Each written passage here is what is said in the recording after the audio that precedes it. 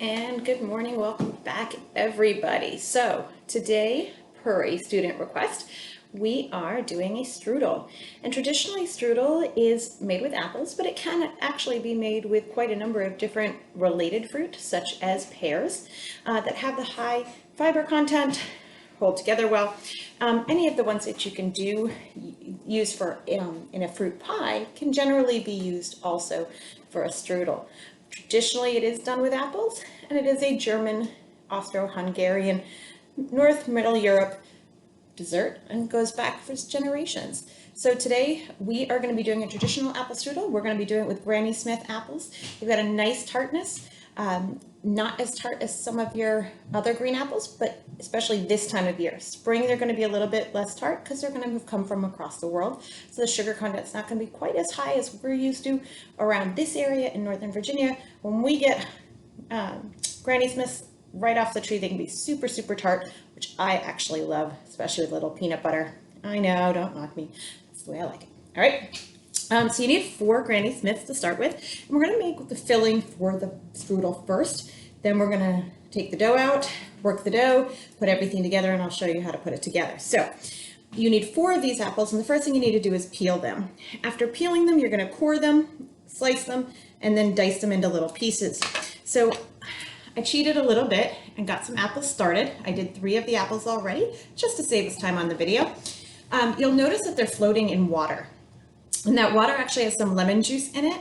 And that lemon juice and water is going to help keep them from turning brown while they sit there with the air. Okay, and that's how you do that. That's how they get them that way. So I need to make sure I wash my apples, take my peeler, and I'm just going to get the whole thing because I want to get all of that fresh fruit. I do like to use peelers when I can, especially with apples, because you do want all of that, as much of the flesh of the apple, the white part of the apple, as possible. And sometimes using a paring knife, if you're not particularly skilled with a paring knife, you can end up losing a lot of the fruit to the cutting process. So, it just makes life a little bit easier, especially with the cost of groceries going up to as much as they've had in recent days. Told my son he has to stop drinking milk so often because it has gone, at least at our grocery store, gone from $3 a gallon to $4.50 a gallon at the local grocery store. So that is a huge, huge increase. And so we want to make sure, we're not wasting. So switch to water. Have a little water now and then, keep the price down. Okay. All right, so I'm going to clean up my workspace, throw away my apple peels. You can also eat those apple peels, it's not a problem, they're delicious. And then I'm going to take an apple corer. This is a great little doodad, just such a time saver. You do have to be careful, there are sharp bits. This top piece is just metal, little metal grooves, and then the bottom is where the cutting edges are. You want to center it over the core of the apple. Working on a flat surface, you want to rock it just a little bit back and forth. You can see I'm moving it a little bit, and then push straight down. Do not try and grab the apple out. Just pull back the slices and then push. And they come right apart and come right out, leaving just the apple core behind, which can just go in the trash. Not a problem.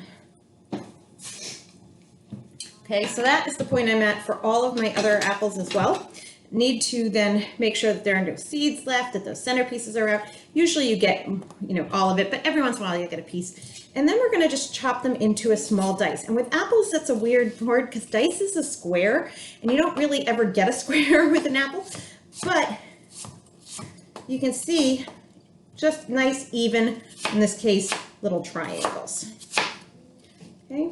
I am using a slightly different knife than the one you're used to seeing me use. This is a Santoku, and it is just a different knife. Honestly, it's just a knife that I grabbed out of my knife drawer when I went to do this, but it is a really easy knife to use. If you're not comfortable with the great big blade of a chef knife, the Santoku may be a nice supplement for you. It is just a really good utility knife. The other utility knife I have right here is called a paring knife. This tiny little knife is called a paring knife. It's great for little things, for doing decorations, for cutting peels off. If you want to peel with that, you can definitely do that. And then I'm going to go ahead and put all of these apples into a saucepan. And the saucepan is where I'm going to make the apple filling. And it is pre-cooked just a little bit to melt all your sugars and things, so we're going to get that going. First, I got to cut all my apples.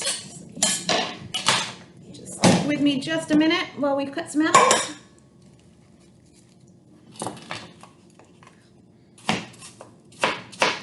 And it is important, just like with any other cuts, that you get them as even as possible, so that they're like size, so that they cook evenly in the same amount of time.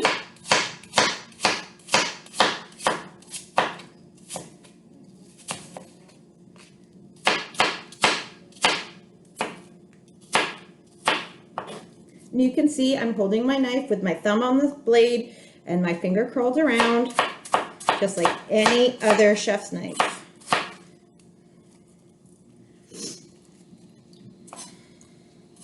Again, knife safety, always paramount.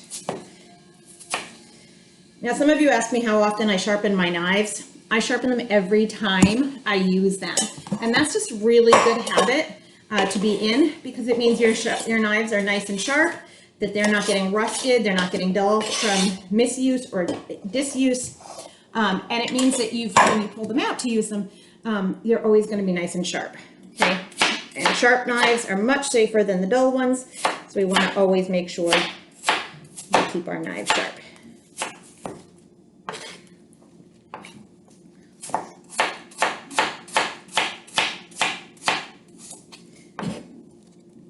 Now, if you don't have fresh lemon to put some lemon juice, or you don't have some lemon concentrate in your refrigerator, and you want to be doing this, and you want your apples to stay nice and green rather than turning brown because of the air, if you have cream of tartar in your cabinet, in your spice cabinet, cream of tartar is ascorbic acid, and it will do the same thing. You can just put a little bit of that cream of tartar in the water, and it will do exactly the same thing. It will give a little flavor, but not enough that you're going to be worried about it, because you're not putting tons and tons of it.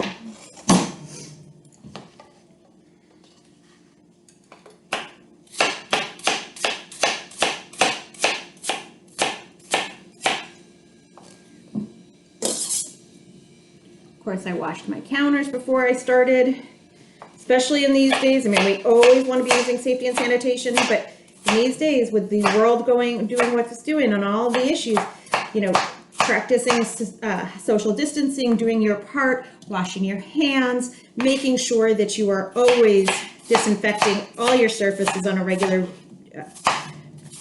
ongoing basis is super important. Even if no one else is coming into your house, you want to make sure that you're still wiping down your doorknobs and your banisters and your railings, your light switches, all the places you touch without thinking, because you might have touched them when you've come out from outside, and you might have gone to the grocery store and touched something or gotten contamination then, and then go ahead and touch those things, and now you're not thinking about it because you're at home, so then you touch your face. So always just take a minute today, sometime, take a Clorox wipe down all your surfaces, your light switches and everything, just keeping everybody healthy. It's not just about you, it's about all the people you love. Absolutely. So give me 1 second. I'm going to dump my water and we're going to finish making that.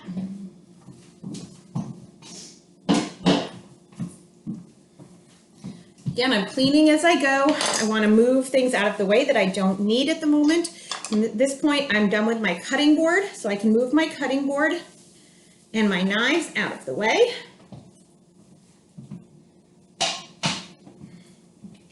And I can finish putting together my apple filling.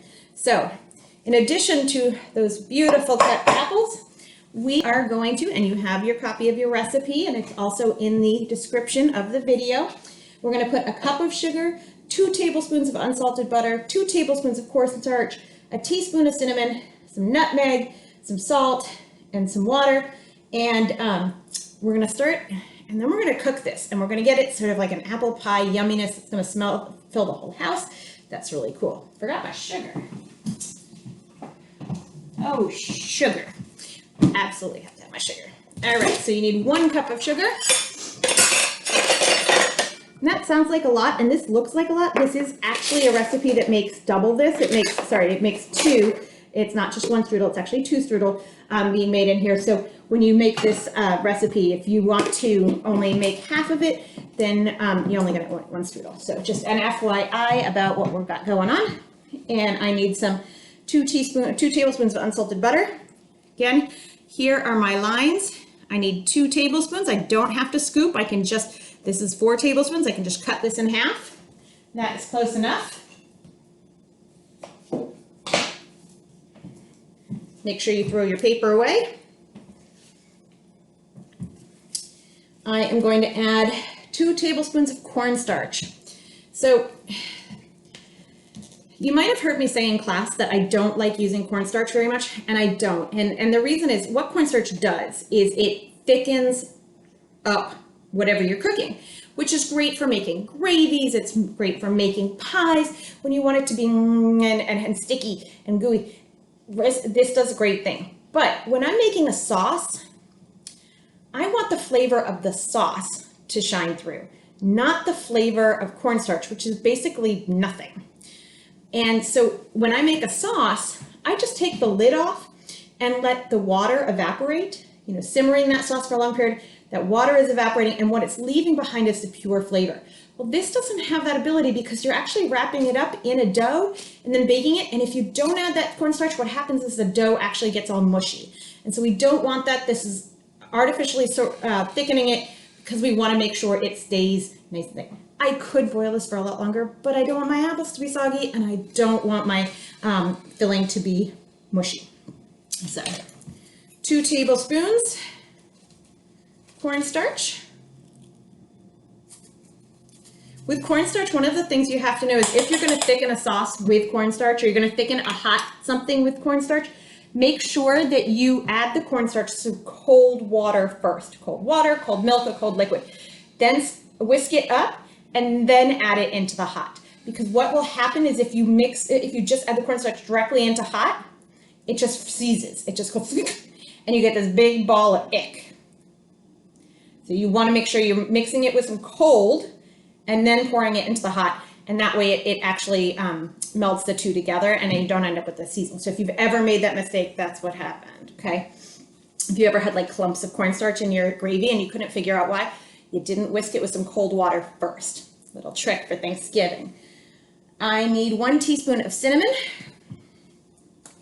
And of course you can always go a little heavier on the cinnamon because who doesn't love a little bit extra of the cinnamon because it's just such a great flavor.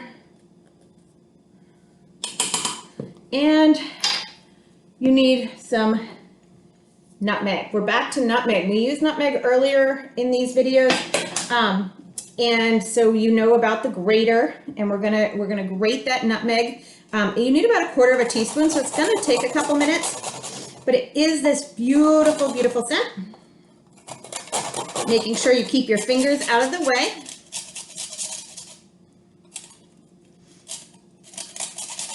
You don't want to grate your fingers, that would be bad. You can get pre-ground up nutmeg.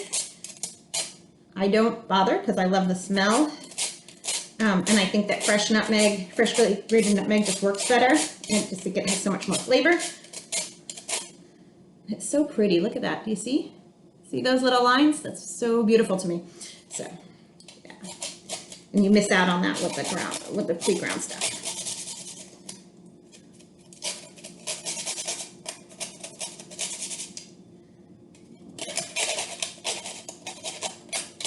All right, there's some nutmeg. It makes your hands smell good too.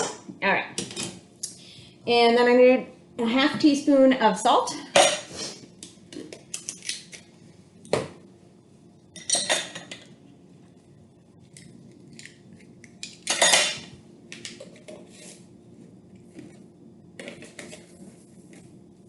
Okay.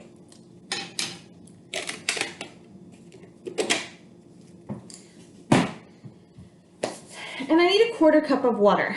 So I have a cup of water here. I only need a 1/4 cup, so I'm just going to pour until I get to the 3/4 mark.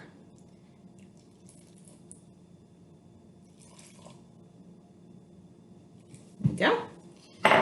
And then I'm going to put this on the stove and we're gonna just keep stirring it. And we're gonna stir it on medium, cook it all the way through for about 7 or 8 minutes. And while that's happening, all of these flavors are mixing together, and we're gonna work on the dough.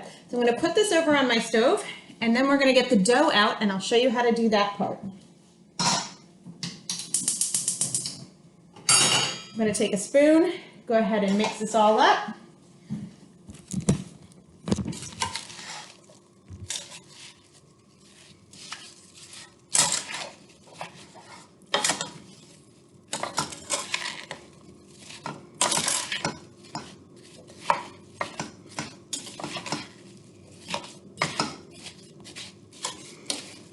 And we're going to periodically mix this again throughout the next 7 or 8 minutes as it's all softening and working together.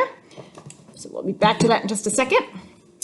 In the meantime, I'm going to show you how to work on the dough. Now, we, back several months ago, made cookies that we had to roll out on a floured surface when we cookie cuttered them. It's kind of the same thing, more like the pizza though. So what we're going to do is make sure our workspace is nice and clean. I'm going to wipe it one more time down, make sure that it's nice and dry, and then I'm going to put a small amount of flour down, just a small amount. And the dough we're going to use is actually a puff pastry sheet. And if you've seen these in the freezer section, you might not know what to do with them. They're great for so many things. You can make your own strudel dough. However, reality check on strudel dough. A folded pastry dough, which is what this is, the way it gets these little layers, not each piece of dough, not the 1, 2, 3, but each, you can see little lines in that. Each one of those is a time you've had to fold that dough over itself. Put butter between it, fold it, roll it. Put butter between it, fold it, roll it. Again and again and again and again. It's awesome. There's no question. However, time-wise and convenience-wise, it's just a lot of work for me to sit here and do that. And I'd rather show you how to make it with the stuff that's a lot faster in this case only, because it's really not going to make that much of a difference on the finished product. You will not know that it's not homemade dough. Okay, so I cleaned my counter with Clorox wipes, letting it air dry just a couple minutes. Got my plain old ordinary flour, and I've got my puff pastry. So the way this is going to work, we're going to take our puff pastry out. You do need to let it thaw thoroughly, or it's not going to do what you need it to do. Open the package, and this is going to be 2, okay? You're going to see we've got a couple of sheets. It's folded over itself, and that's what we want because we're going to make 2 different strudels.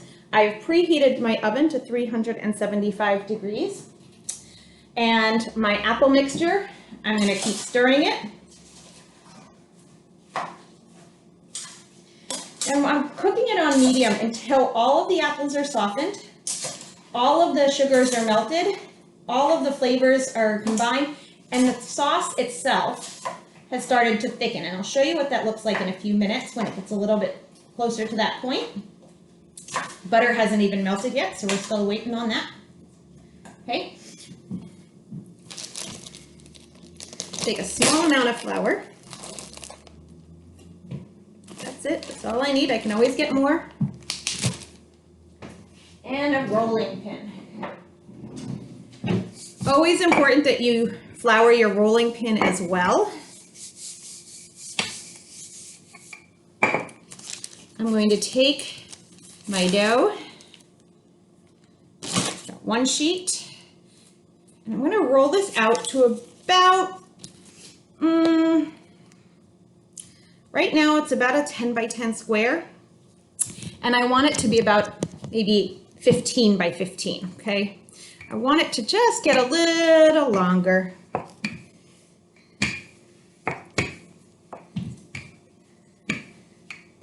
I'm not pressing hard, you don't need to, okay? I am going to turn it over just to let it, so it doesn't stick to my counter.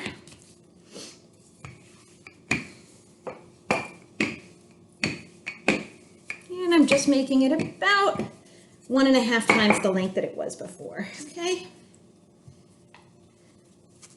There we go.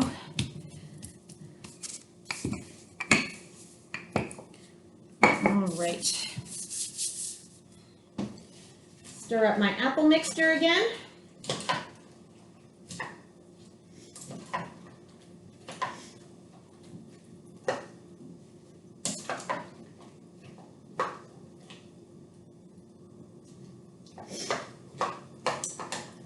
Now I'm going to get a cookie sheet and some parchment paper and line it. I need it to be big. We're going to put one here and one here. Actually, it'll be one here, 2 strudels side by side. Now I'm going to give you just a few minutes. I'm going to say goodbye for just a few minutes. I'm going to get the other dough prepared, and I'm going to let those apples get really thick and then cool down just a little bit. I'll show you what they look like in just a bit. Okay, be right back. All right, welcome back. Just a couple minutes have gone by.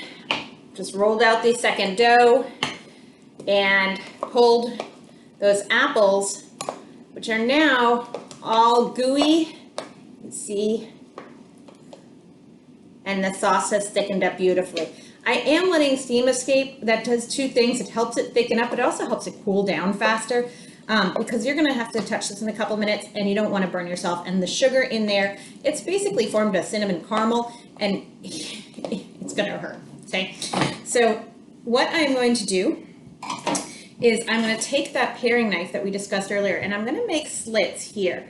And what I'm gonna do is make about 16 slits on each side, but I need to make sure they're even. And I need to make sure they're opposite each other. But I don't wanna go all the way across. I just wanna go maybe like 3 inches, okay? And if you're not sure about your spacing, what you can do is do a set at the bottom,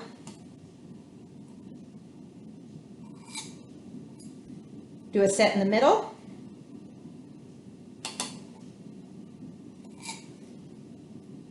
and then the middle of that. So that you can get your spacing kind of off. And if you do get off, you can always just pinch it back together. It's like Play-Doh, okay? It's not a problem. But you do want to make sure that what you do to one side, you do to the other.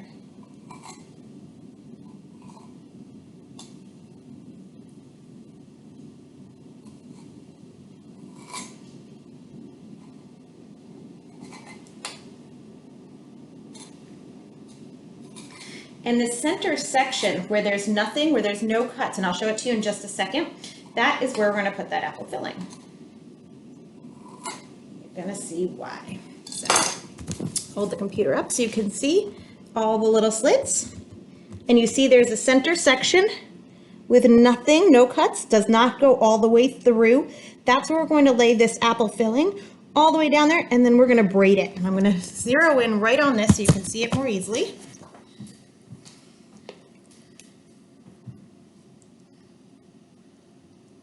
You notice I don't go right to the end.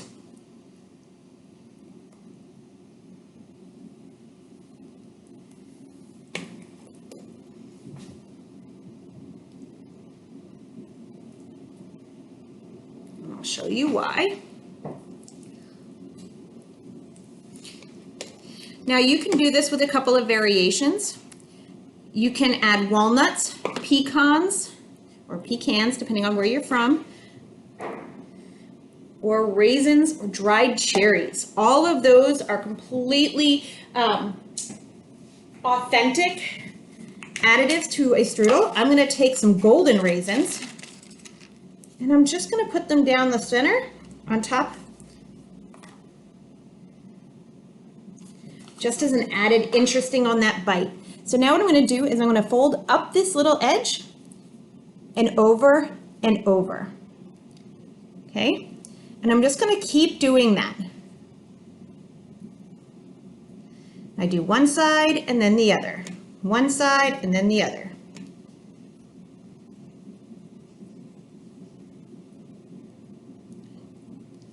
I can make adjustments. It's not that big of a deal. But I want to get that braided look.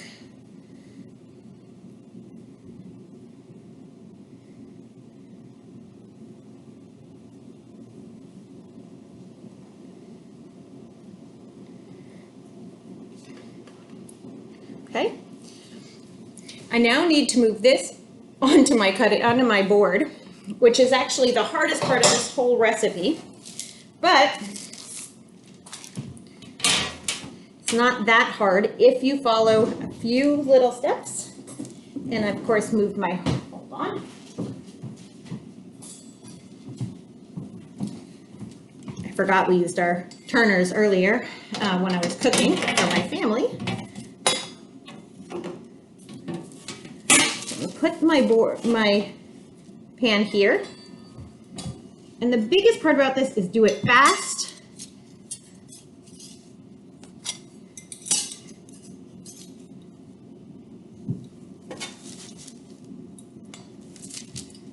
So that it doesn't have time to come undone, okay? We're gonna repeat that with the second one.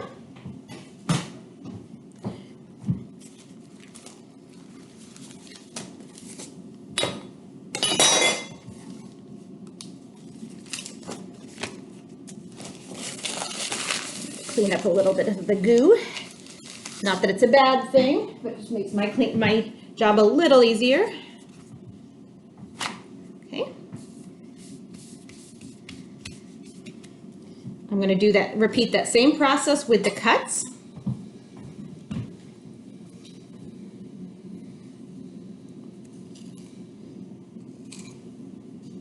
I'm going to do up here, middle, in the middle of that, in the middle of that, in the middle of that.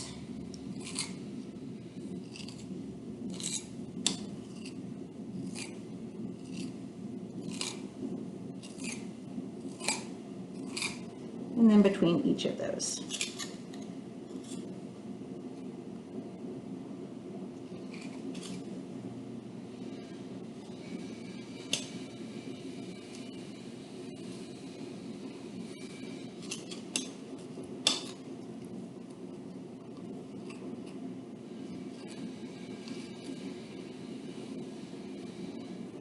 All right, get my apple mixture again.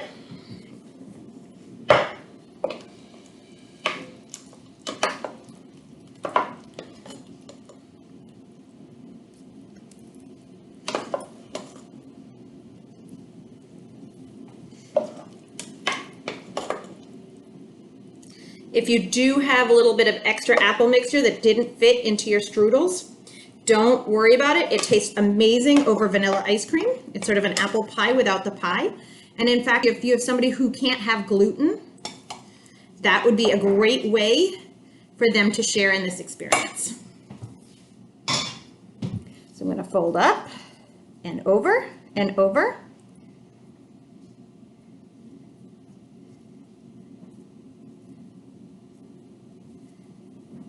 Just pull lightly.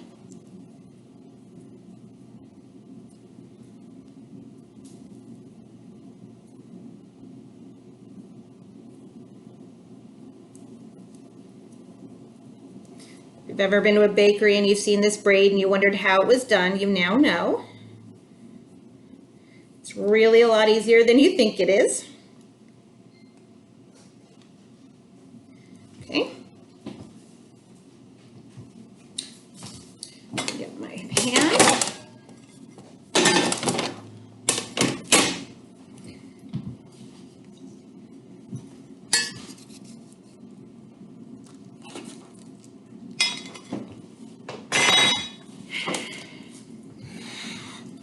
And then we're going to take one more step. All this is a little egg, just one egg that I have then added a little bit of water to and mixed with a fork. And I'm going to just put it over the whole thing with a brush. This is just a pastry brush. And what this is going to do is get that top nice and crispy. It's going to hold it in that position.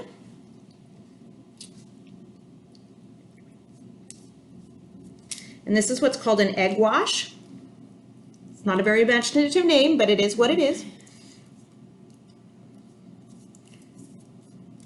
And this is going to go in the oven at 375 for about 40 minutes. You notice I did not put raisins in one and I did put it in the other. Again, that's just a personal preference. It's just to show that you can do different things with it. You could put some walnuts on top of this, crushed up walnuts. I'm actually going to put a few more raisins on the one that I have the raisins in. I'm going to put raisins on top. And what that's going to do is let me know visually that this is the one that has the raisins in it. So I don't have to cut into it and know which one has them, which one doesn't. Okay? These go into the oven and we'll be back in about 45 minutes. Welcome back one last time. We are finished baking our strudel. You can see the nice braiding along here. I've let it cool for a few minutes while I get everything cleaned up and reset to show you how to do a glaze. Now you can serve this with vanilla ice cream, you could serve it with a cinnamon ice cream, that'd be fantastic. You can just serve it by itself, or you could do this little glaze on top. It is a sugar glaze. It is going to use some confectioner's sugar. And we started with an entire stick of melted butter. This is enough for both of these, probably more than I need. Okay, 2 cups of confectioner's sugar. And I melted my butter. I'm just going to whisk this all together. I'm going to put a pinch of salt. If I use salted butter, I don't need that. Okay. If I use unsalted butter, I need the little salt. It offsets the sweetness a little bit and gives it a little more depth of flavor. I'm going to use some vanilla extract. I'm going to get 2 cups of powdered sugar, and then I'm going to thin it with some milk.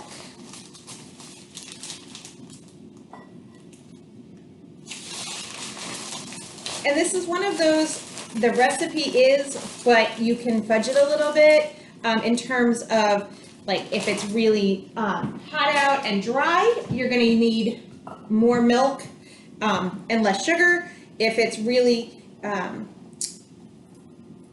humid out and there's a lot of moisture in the air, you may actually need less milk, because this is one of those, a lot depends on the weather in terms of how thick it gets. And you can see as it's sort of pasty right now, and that's okay because I haven't added that milk yet.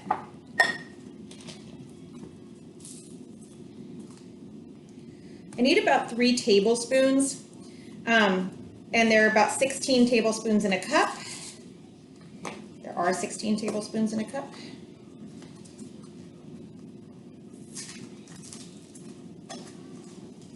So I know I need just under 1/4 cup.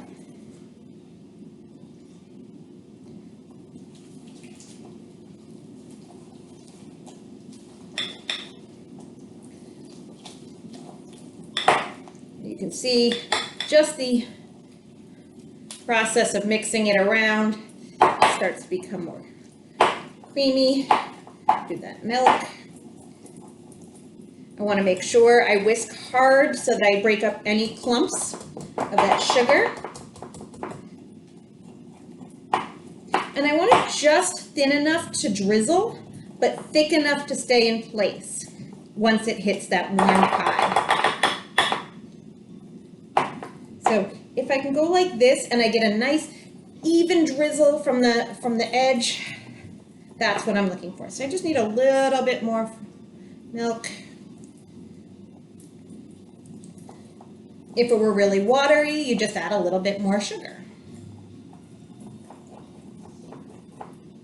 And see it making nice ribbons now. I'm going to take a fork and I'm going to bring the computer video closer so you can see this. What I'm going to do is take a fork, and a little bit more milk.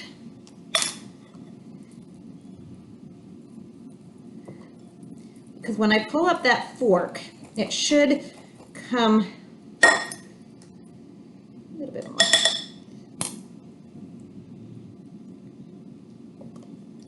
I want it to come off in 4 little ribbons or 3 little ribbons from the tines of the fork, so that it sprinkles well. There we go. That's better.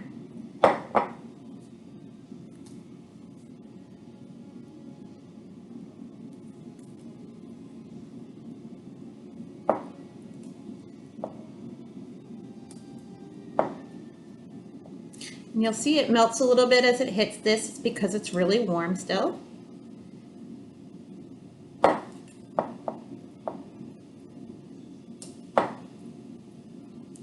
There you go. Cut a slice.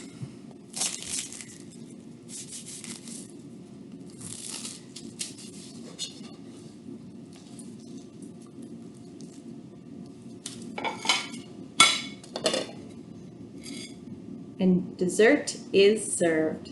Have a great day, enjoy, stay safe, and I'll see you in class.